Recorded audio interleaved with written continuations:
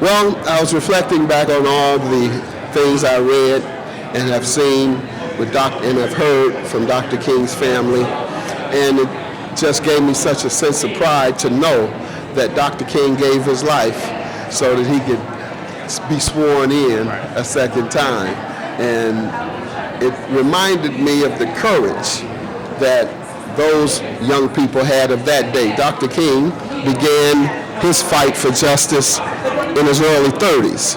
We have many of our brothers who are running away from injustice as opposed to fighting it. So it showed me real courage. It reminded me of real courage versus cowardice.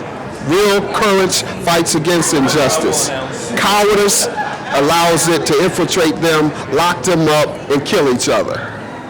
I reflect back on the history that preceded his election, and that is the Emancipation Proclamation, which is 150 years old this year. I reflect back on the civil rights legislation that was proposed 50 years ago.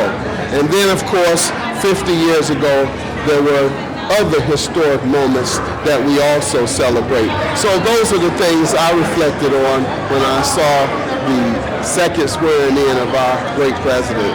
I think we have a good start in trying to reduce the number of guns on the street, particularly assault weapons. Can't hunt with that. Your prey will be no good. So there's only one reason to have assault weapons, and that's for the military. And unfortunately, it's a war on these streets, but we can end it by removing the weapons. Secondly, the injustice in the criminal justice system. Majority of the prisoners in America are African American men, who represent less than 10% of the population. I think that's something that needs to be focused on, and I believe he will.